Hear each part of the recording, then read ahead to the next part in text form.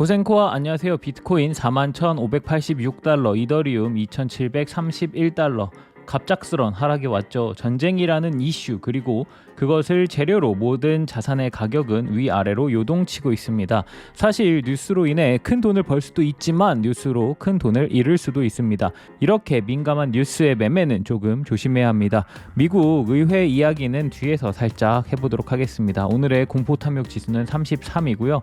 조금은 생각보다 움직임이 큰데 이 자리에서의 움직임 더 중요하게 지켜봐야 할 것 같네요. 매일같이 눈을 뜨면 모든 뉴스의 시작은 전쟁에 대한 뉴스네요. 다시 정리를 해보면 현재 미국을 주도로 대다수의 나라들이 러시아를 국제적으로 봉쇄시켜버리고 있죠. 미국의 몇 의원들은 이런 상황에서 러시아가 가상자산, 그러니 탈중앙화의 핵심인 암호화폐를 사용함으로 이 제재를 피해갈 수 있다라는 이야기를 합니다. 더불어 미국 내에서도 이런 가상자산에 대한 제재를 이야기하죠. 하지만 비트코인의 시작은 그리고 가상자산의 핵심은 탈중앙화입니다. 국적도 허가도 검열도 없는 주인이 없는 통화를 결국 누군가에 의해 통제할 수 없기에 발전하고 있는 것을 통제가 안 되기에 중단하겠다. 아이러니하죠. 사람들은 너무나 중앙화되어 있는 세상과 삶에 익숙해져 있습니다. 그리고 시간이 지날수록 이런 움직임은 전 세계로 널리 퍼져나갈 것입니다. 막지 못할 거라고 보고요. 제재라는 단어보다는 수용과 합의로 넘어갔으면 좋겠습니다.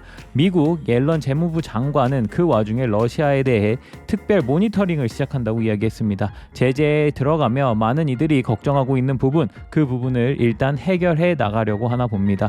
현재 러시아에 주어지고 있는 제재가 어떻게 작용되는지 지켜보고 그들이 탈출할 수 있는 탈출구를 봉쇄시키겠다는 의미겠죠. 현재 미국 내에선 많은 거래소들이 정부와 이야기를 나누고 있습니다. 미 최초로 상장까지 마친 코인베이스, 바이낸스, 크라켄 등의 거래소는 법을 준수하겠다는 이야기를 하죠. 다만 거래소 측에서 아직 러시아인들의 사용을 막지 않고 있다고 합니다. 모든 러시아인들이 나쁘다는 의미는 아닐까요? 다만 푸틴과 푸틴 최측근의 어둠의 부자들이 미국의 제재를 벗어나 본인들의 재산을 가상자산으로 바꿀 수 있다는 점은 여전히 변치 않은 것 같습니다.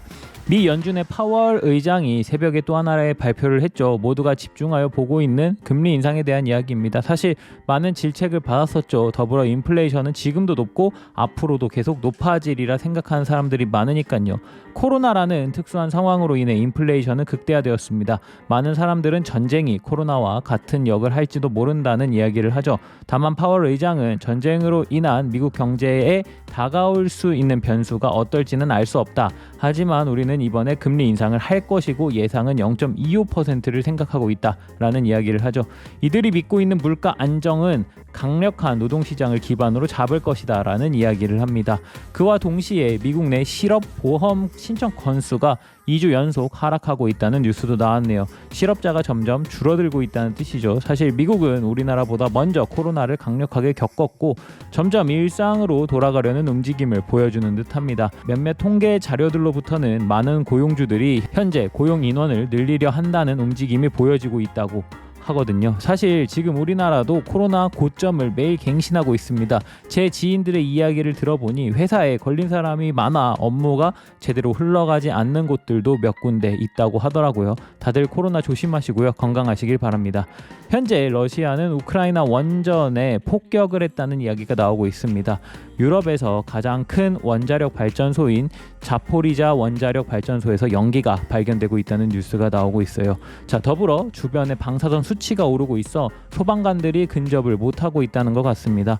러시아는 과거 체르노빌 발전소 폭발로 큰 고통을 겪은 적이 있습니다. 그리고 그에 대한 고통은 누구보다 잘 기억하고 있지 않나요? 이 원전에 문제가 생길 시 체르노빌 사고의 10배 이상의 피해가 예상된다고 합니다. 만약 그런 일이 정말 벌어진다면 러시아의 미래 역시 보장할 수 없지 않을까요? 전쟁과는 별개의 뉴스도 이야기해봅시다. 미국 내에선 사실 러시아 제재로 인하여 많은 설전이 오고 가고 있는 상황입니다. 위에서 이야기 드렸지만 가상자산의 가장 큰 핵심은 탈중앙화입니다. 어느 누구에게도 규제받지 않을 수 있다. 엄청난 장점. 자, 어느 누구에겐간 눈엣 가시 같은 느낌일 수 있죠. 미래엔 중앙화와 탈중앙화의 융합이 얼마나 자연스럽게 잘 되느냐가 가장 핵심일 테니까 말이에요. 미국을 기반으로 둔 NFT 마켓플레이스 다들 아시죠? 오픈시에서 이란 사용자들의 사용을 금지시키고 있다는 이야기입니다. 오픈시에서는 예고 없이 계정을 비활성화, 삭제시키고 있다는 이야기가 나오고 있습니다. 러시아 제재를 시작으로 미국은 이란, 북한, 시리아의 서비스와 상품 제공을 막아버리고 있는 상황입니다. 참 아이러니합니다. 이런 상황을 보면서 느끼는 바는 하나입니다. 가상자산의 모두는 1차적으로 탈중앙화를 지지하고 있습니다. 다만 진정한 탈중앙화를 이룰 수 있는 것은 역시 비트코인밖에 없다라는 결론이죠. 물론 사토시의 존재가 아직은 미지수이긴 하지만 말이에요. 자, 탈중앙화의 핵심은 비트코인입니다. 그 이외의 알트코인들과 여러 프로젝트 너무 사랑에 빠지진 마세요. 3월 4일 저는 코인 생존기의 김비트입니다. 미세먼지가 안 좋아 보입니다. 날은 푸근해져 가는데 말이죠. 코로나로 인하여 고통받고 계신 분들이 많습니다. 다들 아프지 마시고요. 오늘은 코인 생존기 팀의 김알트님의 생일입니다. 생일 축하드립니다. 그럼 오늘도 코인 생존기 출발하겠습니다. 가자! 구독, 좋아요, 알림 설정 부탁드립니다. 오늘도 소중한 시간 내주신 구독자, 시청자 여러분들 항상 감사하고 사랑합니다.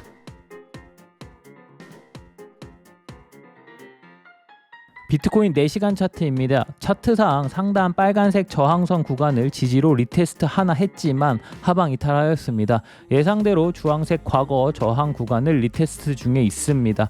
기존 브리핑에서 41,432달러를 매수 구간으로 잡았고 리테스트에는 성공할 것으로 보여집니다.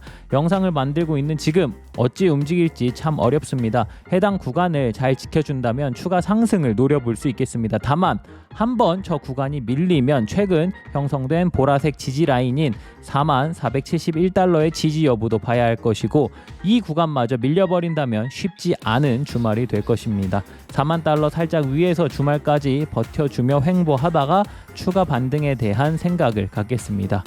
자, 기본적으로 변동성이 높은 자산이기는 하지만 최근 들어 변동성이 하루 이틀만 해도 아주 심하기 때문에 성급한 진입보다는 좋은 자리를 기다려보는 것이 더욱 좋아 보입니다.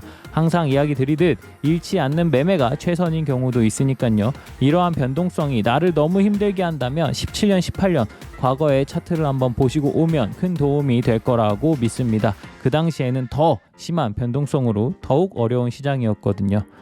자, 오늘은 여기까지. 변동성이 심합니다. 차트도 그리고 뉴스들도 매매에 도움을 주지 못하고 있습니다. 급하지 않게 늘 천천히 매매하시길 바랍니다. 기회는 많습니다. 또 다시 새로운 기회를 노려보며 그 기회로 모든 구독자, 시청자분들이 페라리를 사러 가는 그날까지 코인 생존기는 계속됩니다.